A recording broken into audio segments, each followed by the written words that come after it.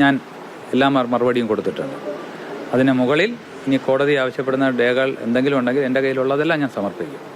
അങ്ങനെ ചോദ്യം മൊഴി രേഖപ്പെടുത്തുകയായിരുന്നു. അവർ ചോദിച്ച ചോദ്യങ്ങൾ എനിക്ക് സമയം തന്നു, എനിക്ക് ബ്രേക്ക് തന്നു, ആ ചോദ്യങ്ങൾ ആലോചിക്കാനുള്ള സമയം തന്നു. അതിനനുസരിച്ചായിരുന്നു ആ ചോദ്യങ്ങൾക്ക് എനിക്കറിയുന്ന കാര്യങ്ങളും എനിക്ക് ഓർമ്മിച്ചെടുത്ത് ഞാൻ എല്ലാ കാര്യങ്ങളും മറുപടി കൊടുത്തിട്ടുണ്ട്. Okay, thank you. അതവർക്ക് എപ്പോൾ വേണമെങ്കിലും വിളിപ്പിക്കാം. അവരെപ്പോൾ വിളിച്ചാലും നമ്മൾ സഹകരിക്കാൻ തയ്യാറാണ്. Thank you. ചോദ്യം ചെയ്യലിന് ശേഷം ഉണ്ണികൃഷ്ണൻ പോറ്റി മാധ്യമങ്ങളെ കണ്ട് പറഞ്ഞതാണ് AK സ്റ്റെഫിനാണ് തിരുവനന്തപുരത്ത് നിന്നും ഈ വാർത്തയുടെ വിശദാംശങ്ങൾ നമുക്ക് തരാനുള്ളത്. Stephin, good morning. ഇപ്പോൾ അറിയേണ്ട ഒരൊറ്റ കാര്യം, യഥാർത്ഥ സ്വർണം അത് എവിടെ പോയി എന്നുള്ളതാണ്. അതിന് ഉത്തരം അറിയാവുന്നവർ തന്നെയാണ് ഇവർ ഓരോരുത്തരും. കഴിഞ്ഞ ദിവസം രാവിലെ തന്നെ ഉണ്ണികൃഷ്ണൻ പോറ്റി മാധ്യമങ്ങളോട് പറഞ്ഞത് എൻ്റെ കയ്യിലുള്ള രേഖകളിലുള്ളത്, എൻ്റെ കയ്യിൽ തന്ന രേഖകളിലുള്ളത് ചെമ്പ് പാളികളായിരുന്നു എന്നുള്ളതാണ്. അന്നത്തെ ദേവസ്വം ബോർഡ് പ്രസിഡന്റ് ഉൾപ്പെടെ പറയുന്നു ഞങ്ങളുടെ ഭാഗത്ത് ഒരു തെറ്റുമില്ല എന്നുള്ളത്.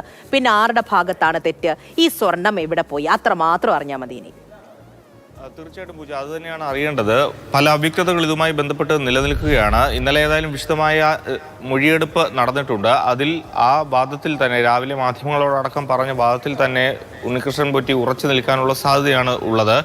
ഇനി ഏതായാലും ഈ കേസില്ല, ഈ ഇന്നലത്തെ വിശദമായ മൊഴിയെടുപ്പ്, അതിന് ശേഷമുള്ള റിപ്പോർട്ട് ഇനി ഏതായാലും വിജിലൻസ് കോടതിയിൽ സമർപ്പിക്കും. അതിനുശേഷം കോടതിയുടെ മേൽനോട്ടത്തിലായിരിക്കും ഇനി തുടർന്നുള്ള നടപടികൾ മുന്നോട്ട് പോവുക. അതിലായിരിക്കും ഈ കേസ് ഇതുമായി ബന്ധപ്പെട്ട് ഒരു വ്യക്തത വരികയുള്ളൂ. കാരണം ഈ മൊഴിയെടുപ്പിന് ശേഷമുള്ള റിപ്പോർട്ട് കോടതിയിൽ സമർപ്പിക്കുമ്പോൾ ഇനി ഈ അന്വേഷണം ഏത് രീതിയിൽ പോകണം, ക്രൈംബ്രാഞ്ചിനെ ഏൽപ്പിക്കണമോ അല്ലെങ്കിൽ മറ്റേത് രീതിയിൽ മുന്നോട്ട് പോകണമെന്നുള്ള കാര്യം തീരുമാനിക്കേണ്ടത് കോടതിയാണ്. പക്ഷേ ആ അവ്യക്തത ഇപ്പോഴും അതേപോലെ തന്നെ തുടരുന്നുണ്ട്. ദേവസ്വം ബോർഡും അതോടൊപ്പം തന്നെ ദേവസ്വം ബോർഡ് പറയുന്നു ചെമ്പ് ആണ് കൊടുത്തുവിട്ടത്. ആ ഉണ്ണികൃഷ്ണൻ പോറ്റിയും അതേ ഭാഗത്തിൽ തന്നെ പറയുന്നു തനിക്ക് ലഭിച്ചത് ചെമ്പ് പാളിയാണ്. അപ്പോൾ ഈ സ്വർണം എവിടെ പോയി എന്നുള്ള ഒരു വലിയ അവ്യക്തത നിലനിൽക്കുകയാണ്. ഇനി കൂടുതൽ ഏതായാലും ആ അന്വേഷണത്തിലൂടെ മാത്രമേ ഇതെല്ലാം തന്നെ പുറത്തു വരികയുള്ളൂ.